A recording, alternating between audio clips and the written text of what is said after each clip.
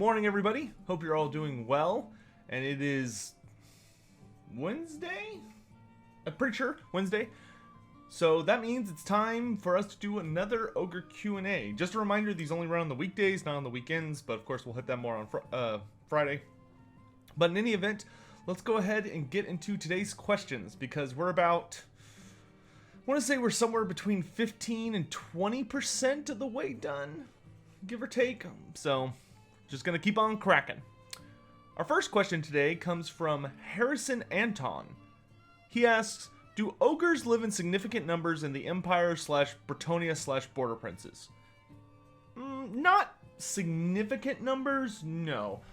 They certainly are not a ridiculously rare sight if you live in major cities and pretty much any of the nations of men. I would note that it might be kind of unusual to run into ogres throughout most of Bretonia, but at the very least, if you're a port city, so Bordelot or Corone, you're definitely going to see... Is Corone a port city? No, Corone's a little further from the coast, but definitely Bordelot. You will see ogres, undoubtedly, passing through. Bretonia definitely has probably the least population of those nations, but... it is pretty rare for most humans, unless they live out in the super rural areas of their respective nation, to go without seeing ogres at some point. And that's just because they show up as for jobs pretty much anywhere. Bretonia is probably one of the few places that, because they have such a culture of chivalry and honor, they tend to, when it applies, but they very much look down on mercenaries. It is not kosher to hire on a league of mercenaries if you live in Bretonia. That is not, you're not supposed to do that. But in the Empire, you definitely would see bunches. There are ogres that work as, some of them work for the court system as judicial warriors, if somebody asks for trial by combat or something like that, which is rare, but sometimes it can be allowed. Or if someone tries to challenge a judge, an ogre will very often be their big baddest bodyguard. Of course, the ogres are used a lot by merchants as bodyguards. Of course, there are many ogres that live in and around the moot, because they just like being there, and they do a very good job of keeping the halflings safe when push comes to shove, and stuff like that. You'll find them all over the nations of men, and especially the southern realm, so Tilia, Astalia, and the Border Princes, tons of ogres. The Border Princes have actually been invaded by a numerous amount of ogre tribes, just because it's fairly easy for them to come in through, if they cross the World's Edge Mountains from the lower Darklands, so they don't have to deal with, they can go through the Greenskin part of the mountains and ignore the dwarves, which the dwarves you're going to encounter pretty much from the Silver Road all the way up. You can, the ogres will usually cross down there, and so the first human civilization they can get to start raiding, because that's going to be their primary target, will actually be the Border Princes. So they have to deal with quite a few ogre enemies. But, yeah, so that should answer that. We've actually got a bunch of questions from this dude. Okay, well, let's just keep trucking then. Next up, he asks, how many of each race's basic infantry would it take to take down a single basic infantry of the ogres? I realize that's a lot of different races, so maybe just humans, orcs, elves, lizardmen, dwarves, and Norskins. Okay, first of all, I hate this question, because it's just... that's a lot contained in a very small amount of words. How dare you? To answer it, funny enough, ogres are one of the few that we have a bizarrely canonical estimate on how many people it takes to kill, take on an ogre, because it's just kind of for whatever reason, it's a line they talk about in the Ogre Kingdoms book to, I guess, establish how strong the average ogre is. We know that if you were to take roughly a dozen military men, so, soldiers, not just random dudes off the street, they could probably take down a single ogre. That would be a fair anybody can take it fight. Would be about a dozen guys versus an ogre. So that's a good starting metric. So that gives us our basic humans answer. So to extrapolate from that, I would say for the Norskins, who of course are notably stronger than average people in the Empire, or average soldiers, dwarves, and orcs, due to their various strengths and their weaknesses not really mattering as much in a brawl situation. I would say for those three, you would probably only need about a half dozen warriors to take down an ogre. You know, 6 Norskins, like, they're the average skilled warrior among them, like good marauders, could probably take down an ogre. And dwarves and orcs, definitely. If you had about 6 of them, it would be at least a fair fight. If not a little weighted in their favor, just because they're tough enough that they can really endure an ogre's fighting an ogre, and they could definitely take one down. Elves are probably the trickiest, because the average elf is, you'd probably want at least 5 of them if you were to take on an ogre. Because the problem with elves is that a lot of their strength comes from the fact that they're such skilled archers, and they're very quick, and they're able to basically dictate the pace of the battle. Once they get forced into a melee situation, they tend to really struggle if you're dealing with a very tough opponent who can also hit very hard, which is literally just what an ogre is. But I would say if the elves were at range, you'd probably only need a handful of them. So somewhere between 3 and 5 could probably take down an ogre, you know, just by either putting one of them getting lucky enough to put an arrow in his eye, you know, or if they had spears in addition to their bows, you know, like decent combat weapons and some kind of ranged weapon to work with. I'd say you'd only probably need 3 to 5 of them to take down an ogre. If you were just throwing them into a small arena and the elves just had like swords or maybe some like traditional melee weapons, but not the distance to really make great use of them, you would need a lot more elves, just because they would be very quick, but they don't have the ability to hit hard enough or the strength to just like wrestle with the ogre without just getting pulverized. You know, they would be very, very swift, but if you're trying to kill ogres by the death of 1,000 cut strategy, it's gonna be really hard. So you'd probably need at least 10 elves if you were fighting like that close in close combat. Finally, Saurus warriors. Lizardmen, Saurus warriors, I would think are like the base combat. Obviously, skinks, you would need like a ton of them. But for greenskins, I'm assuming we're talking about orcs, and for lizardmen, I assume we're talking about Saurus. Saurus are actually by far the best average warrior out of pretty much any of the races. The only race that can like the average warrior can beat a Saurus one-on-one would be like ogres. And then everybody else, it's, you know, warriors of chaos, like a chaos warrior, it's a pretty fair contest. And then everyone else would just get curb stomped. So the Saurus, you'd probably only need, if you had 3 Saurus, it would be, they would have that ogre no problem. I would say probably 2 Saurus warriors would be needed to take down an ogre. And it would, man, that would be, let me tell you, that would be a brutal fight. Like, if someone ever did an animation of Warhammer combat, like just a really dedicated artist wanted to just make like a short 30-second clip of some people fighting, like 2 Saurus warriors versus an ogre would be nuts. That would be really intense. Because like every part of their bodies are weapons for both of those guys. And then his next question, also, you know, still from Harrison, we might need to put like a question cap going forward. Do you see any Ogre Kingdoms starting positions for Total War Warhammer outside the Mountains of Morn? Thanks again, love your channel. Thanks for the nice words. I don't hate you anymore.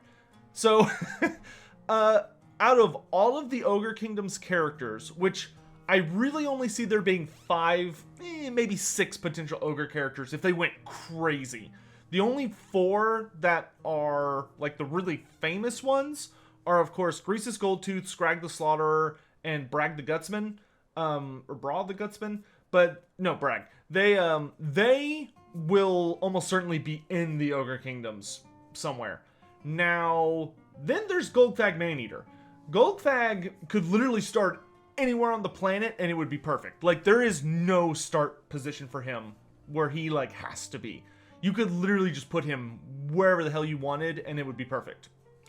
The other 2, for anyone that's wondering, I could see Garg Ironskin, which is the guy we talked about 2 or 3 episodes ago, or I believe it was 2 episodes ago, who rides the giant Rhinox made out of like living metal.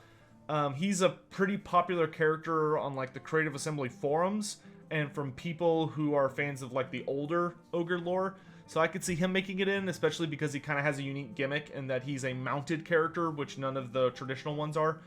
And then some people want to see Bra the Slave Lord, who is a very weird character because he ate a necromancer who was channeling a ton of magic once, and it basically turned him into like a locus of necromantic energy. So whenever he's wandering around, any corpses just get automatically resurrected into like zombies or skeletons, and he sells them as slaves to like chaos dwarves and stuff. But I don't know if he would really work as a character in the game. Personally, I will, random note, but I really hope we get a hunter character.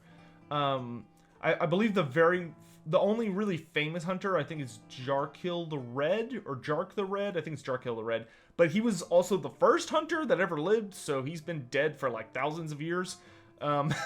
So I don't know how exactly they would want to handle that, or if it would, like, if that was a CA original character, I would be so happy with that, because the hunters can ride these guys. They can ride Stonehorns.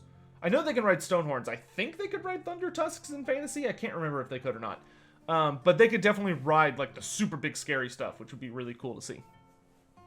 And then the last question we have from Harrison Anton: if the Ogre race united into one force, which race would they be the equivalent to if their enemy also was a united force? So honestly, if you were to take all of the different Warhammer Fantasy races, and like just combine them into a super army that decided to fight a war, the Ogre Kingdoms would probably be at one of the biggest disadvantages in that scenario, because they just don't have the numbers to really compete with all of the other like super nation scenarios. You know, you're talking about a race that best case scenario is somewhere in the like the low millions, upper hundreds of thousands, but they also have like a really straightforward form of fighting that relies on them being able to use as many of their guys as they can, but they also take up a lot of space. And their ogres are kind of one-trick pony-ish is their problem, to the extent that if any of the other nations got super united, they have so many more gimmicks to them that the ogres would just get overwhelmed, either by like superior firepower or superior magic or superior technology. Especially, there are many races that we've discussed, like orc wizards, orc shamans, and there are numbers of races that something about them gets more powerful the more of them there are, where for ogres that's not the case. Ogres have like a pretty consistent power level, but what's awesome about them is they're at that power level pretty much no matter how many there are of them. Like, as long as they're not hilariously outnumbered or stuffed into a ridiculously narrow, like, bad terrain, you know, you only need, you know, if you have like 300 ogres, that's a terrifying army. That's like one of the deadliest armies in Warhammer Fantasy, is a few hundred ogres. But just because the sizes of armies that traditionally would get together to fight would really struggle to deal with that. But no matter how many you get together, if you get too many together, it starts to work against them, to the extent that, like, one of the most famous battles that they added in 8th edition was called the Battle of 100 Cannons, which is kind of a stupid name because there are probably events where there have been way more than 100 cannons on a battlefield, but that's just what it's called. And it was famously known as like the largest gathering of artillery in a single battle. And it was like the dwarves of Karazakarak, the dwarves of Kadak Kadrin, and a massive army from, I think, the city of Nuln. Or maybe it was just like a combined Empire force. But they just had like a ton of artillery. And this like massive ogre army was coming at them. But the ogre army like was trying to cross a river and just got obliterated. Like, the ogres just got, like, they had all their best troops, all their best monsters, all their best weapons. Like, this was like a top tier ogre army, and they just got stomped by two dwarf holds armies and some Empire friends, just because they could not compete with the artillery. It was just too much of a game changer. And I think that would happen with them against almost everybody. You know, they would end up, every race either has like a super technology or a super weapon or like a Titan tier monster or a like insanely powerful wizards that if any of those showed up, the ogres are basically screwed in like a full-on race versus fantasy race scenario.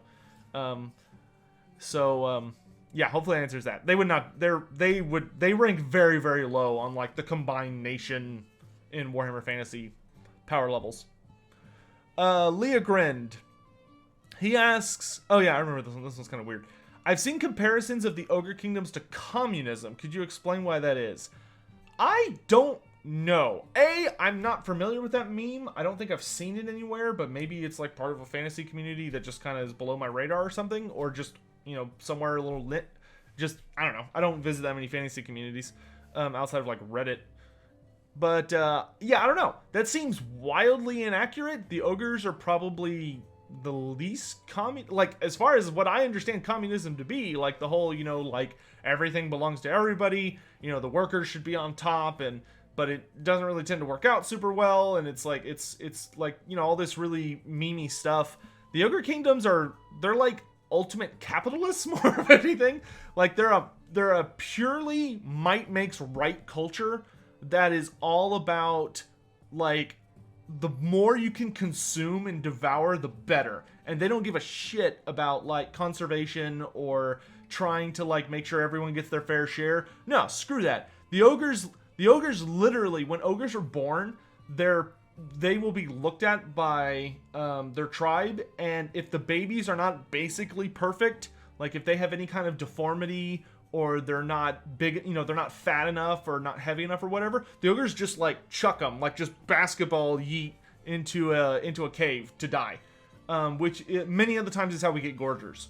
That's why gorgers are freaking insane, and B, tend to be so wildly freakish looking, is because a lot of them were ogres that were born with some kind of mutation or problem, and so they just are like into the trash can. But most of them die. And ogre leadership is purely determined by the right to challenge, and that anybody can challenge at any time. And the only rule is they have to be killed in a fighting pit, so you can't like ambush your opponent on the road. You have to challenge them, kill them in the fighting pit, and then you have to eat their entire body. If you don't finish them, you don't win the challenge, and then it gets into some weird political crap. But like you have to eat the entire body of the loser, and you have to beat them in combat, and then you have to defeat any further challengers that could happen immediately after that. That's what made like Grease's Goldtooth so famous, is that he killed like one of the largest ogre tyrants, ate him, and then killed like 4 ogre bruisers immediately afterwards and ate all of them in one sitting, because he's just that, you know, massive and amazing. I love Grease's. And then, yeah, literally all ogres care about is hoarding and devouring gold and food where possible to sate their endless hunger.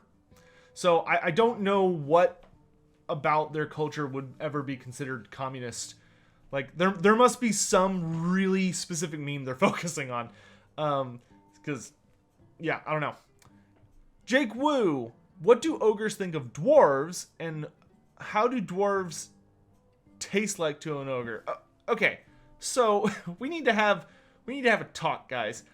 Every time we do like a Q&A session on a specific thing in Warhammer Fantasy, there is somebody, and it might be you, Jake. I'm not gonna say it's you because I'm pretty sure it happens with multiple people. There's a lot of y'all that want to know how everything tastes, and you need to chill. Like, I realize this is the ogre Q&A, so it's appropriate, but relax on the trying to eat everything. As for what do the ogres think of the dwarves, the ogres generally like the dwarves in the sense that greenskins kind of like the dwarves. So they view dwarves as a very entertaining fight, and as a race that possesses a lot of things that the ogres really, really enjoy. You know, like lots of gold and meat and all this stuff. And if the Ogre Kingdoms like if a tribe is able to locate a dwarf hold, it's going to be a massive invasion. Like no questions. And I think we talked about that really in depth a little bit ago. Funny enough, though, the ogres they're actually scared of dwarves a little bit, but not for their battle prowess. The thing that scares ogres about dwarves is their negotiation tactics. So whenever they have to deal with dwarves to make a deal, like how much they're going to pay for something, or, you know, any scenario like that, they loathe dealing with dwarves. Because ogres have a really hard time keeping up with dwarves when it comes to that really cutthroat, like mercantile conversations. Like if a dwarf caravan's passing through and they're trying to discuss payment and stuff like that. Dwarves are notoriously aggressive about it, to the point that ogres are kind of scared of them. So that one's fun. And as far as how dwarves taste from an ogre perspective, we don't actually have a lot of information on that. Like, they eat them, and they don't seem to complain that much about it, so they're probably not super great, but they're not bad either. There you go. I don't know why everyone wants to stuff their mouth with fantasy things. Next up, we've got Arsonist. What is the largest meal an ogre has ever eaten in one sitting? Or rather, how screwed would an all-you-can-eat buffet be trying to serve an ogre? I have never, ever read an excerpt or story that has featured an ogre who became full to the extent that they can no longer continue eating. We already talked about Greasus, but just to reiterate, he killed the tyrant that Greasus fought that was really, really famous was so big that Greasus just looked at him and realized that guy's gonna kill me. Like, Greasus knew that if he fought fair against this guy would literally tear him apart and eat him, no problem. Because he was that freaking huge compared to Greasus. So what Greasus did is he challenged him to a fight, and when the tyrant climbed down into the fighting pit, Greasus just like belly flopped, like he just full on threw himself off the lip of the pit and landed on the tyrant's head and just snapped his neck just through like such a massive amount of weight coming down so suddenly. And like in ogre culture, they actually had a really kind of a schism about it, because a lot of ogres were like, hey, that's not cool. You're not allowed to do that. That's cheating. And but most of the other ogres were like, technically he did kill him in the fighting pit. So he was just being really clever. He wasn't cheating. So apparently ogres are very big believers of technically correct is the best kind of correct. Because granted, Greasus did immediately get challenged by 3 additional Iron Guts, which the Iron Guts are the elite units, or elite warriors of the tribe that usually act as a tyrant's bodyguard. So, but not only did Greasus, devour this tyrant who was much larger than him, so he ate all of them. Bones, and when you have to eat your competitor in a challenge, they mean everything. You have to eat all their flesh, all their organs, all their bones, everything. So Greasus devoured the tyrant, and then he devoured all of the Iron Guts to break that tribe and make them swear to him. Because that was like one of the famous events at the start of his big quest to become the Over Tyrant. But yeah, he's he's nuts. I mean, that is literally thousands and thousands of pounds worth of meat, leather, cloth, bone, and metal, and probably accidentally some stone. And Greasus was able to, he was like, whatever, not a huge deal. So if you owned an all-you-can-eat buffet and an ogre showed up, you should probably just, shoot yourself and save yourself the trouble. Quibble. How large are ogres in comparison to humans and giants, and how large can they get? So ogres are traditionally 1.5 times the size of a man, though obviously this will change from individual to individual. So ogres are usually in the ballpark of 9 to 12 feet-ish. Compared to a giant, most ogres will probably be up to the giant's knees in the, or maybe their upper thigh in the best case scenario. I mean, giants are big. But they can still, if a giant manages to be coordinated enough that it can, raise up its foot and bring it down on an ogre, they can still crush them. Yeah, there are technically ogres who are larger than 12 feet tall. I believe Greasus is bigger than that now. But, it's super duper rare. almost all of them are going to be in that 9 to 12 ballpark. There might even be some smaller ones.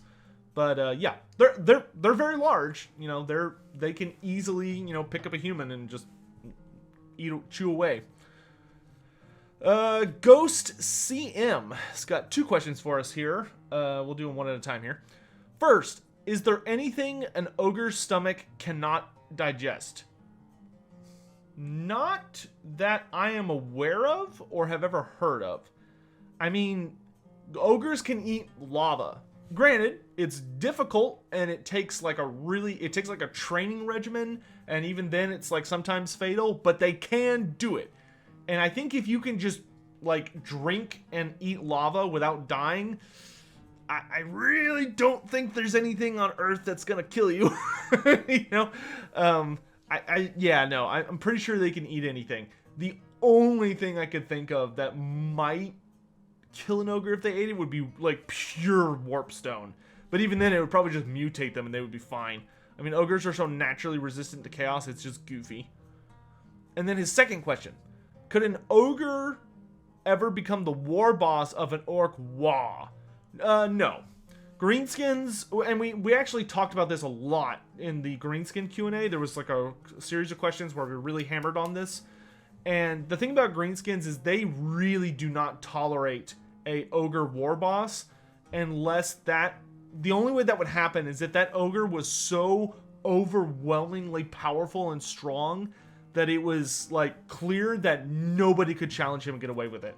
Like no orc would stand a chance. No goblin would be able to, you know, if no goblin was able to poison him or trick him into a trap and kill him or any of that stuff, like if he just casually survived all of that and was not phased at all, like showed no signs of weakness and was just curb stomping every challenge, the Greenskins would probably eventually have to come to the conclusion that the ogre is like backed by Gork and Mork and they would fall in line. But it would take a legendary figure to pull that off. I do think that in the end times, when Greasus and Grimgor Ironhide fought, if Greasus Goldtooth had won that battle, he would have then absorbed the Wind of... Because the Wind of Beasts, because during the end times, all of the 8 Winds of Magic basically got unshackled from the Vortex, and each one of them ended up finding an avatar who was basically like the wind personified, in that their emotions and their skill set and all that stuff was resonant enough with the wind that it basically like absorbed it, it flew into them and melded with their being to the extent that the two would kind of become inseparable, with some minor exceptions. But the Beast Wind was basically just flying over this battle between Greasus Goldtooth and Grimgor, and the instant that one of them won, the wind was like, you're my boy, and just flew in and absorbed it, which ended up being Grimgor. But I absolutely believe that if Greasus Goldtooth had managed to kill Grimgor instead, Greasus would have absorbed the Wind of Beast, and the Greenskins would have immediately hopped on that board.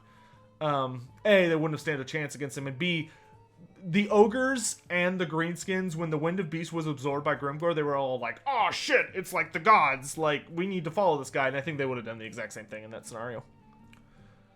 Cetra the Imperishable 86. What kind of weakness will the ogres have in Total War Warhammer 3? Probably too many, based on how the game currently operates. That's actually probably, we talked about this yesterday. I think that's going to be one of the greatest challenges in Total War Warhammer 3, is how to implement the ogres and keep them in a way that we recognize them, that they function like they did on tabletop, or how we expect them to function in the lore, while the game doesn't fundamentally break down. Because anti-large, as it exists right now, would destroy ogres. Because if something has significant enough anti-large, I mean, there are so many halberd-like things in the game that have significant anti-large and armor piercing. So they just completely ignore armor, and they almost always hit for a significant amount of damage. Ogres are probably not going to be significantly armored in the first place. So anything with the like spearmen and stuff like that, like I think the thing that everyone's really worried about is them being too vulnerable to like really cheap infantry, like spearmen and all that stuff, and of course mass ranged weapons.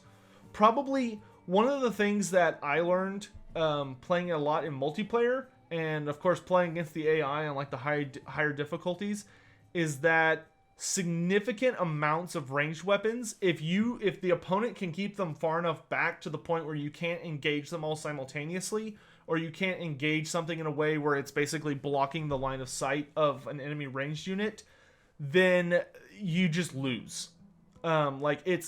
Ranged weapons in this game deal such hysterically absurd amounts of damage, regardless of like how, like what your missile resistance is, or if you're shielded, or if you have high armor, like any of that. I think it's actually one of the biggest fundamental flaws in the game. And yeah, that's good. That's gonna be a hard thing for the ogres to deal with, because they're big. Like, they're very big guys, so they're gonna be looming over regular infantry while they're getting stabbed in the butt by spears, you know, Dark Souls style, and then getting shot because they are too tall. You know, that's what makes Croxagors kind of hard to use if you play Lizardmen. Especially if you're using like a Lord, like Nakai or the Ancient Croxagor. They tend to really struggle in a competitive setting, just because they get mowed down. Because even if they're in combat, they're big enough that you can still hit them. So I don't know. That's something they're going to have to work on. Our last question from today comes from Pim Van Irvin. And he asks, how do ogres compare in physical strength to other large monsters like trolls and Croxagors? So when it comes to monstrous infantry, which is that classification tier, ogres, in the lore at least, traditionally are able to physically overwhelm things like trolls and Croxagors. Trolls and Croxagors, and I'm talking specifically in the lore. If you were to go look at tabletop, then trolls and Croxagors actually are stronger than ogres. But most monstrous infantry struggle against ogres because they're in a very similar size class and muscle class. But the thing that the ogres have that really sets them apart as being like the strongest when it comes to physical strength is their weight. Of course, if you're familiar with how bodies work, then you know that if you have a lot of weight to throw, like if you ever watch sumo wrestlers, you know, if you have a lot of weight, you can throw a terrifying amount of power around. But, you know, you're not, and I think the thing about this question is they're not asking who would win, like, in a fight, you know, because I think trolls would obviously beat ogres because they could vomit on them. Croxagors have much better natural weapons, but in a purely strength combat or situation, like if you're measuring strength, then ogres are going to be up there. They're going to be one of the strongest monstrous infantry. The only monstrous infantry species that I would see being able to like easily overwhelm ogres would probably be the kings of monstrous infantry, which are minotaurs. Minotaurs are just, I mean, I don't know if you've ever seen their tabletop models. Total War does a pretty good job of handling minotaurs, though they definitely need some, the beastmen as a whole need some tweaking, but especially minotaurs. But minotaurs in tabletop are like so ripped, not puffed up and fat like me, but they're like so overwhelmingly ripped with muscle that they were on 40mm bases, which were roughly about that big, and they barely fit on those things. Like they were so like overwhelmed. Like, have you ever seen those pictures of the professional bodybuilders in our world who've gotten so ripped with muscle that it's kind of concerning, and you're like, they definitely cannot reach behind them anymore. Like they're just like not able to move normally. That's like, minotaurs are that size, except for they're still able to, you know, be at maximum output, and it doesn't not look nearly as kind of nasty. But anyway, that's gonna be it for today's questions. Thank you all so much for watching. Sorry this one came out a little late today. I decided to go to bed at a reasonable hour yesterday and just record this in the morning. So hope you all have a wonderful Wednesday. I will see you back here later today for sure for something, and then I will see you tomorrow morning for some more ogre questions. Thanks for watching, guys. Have a great day.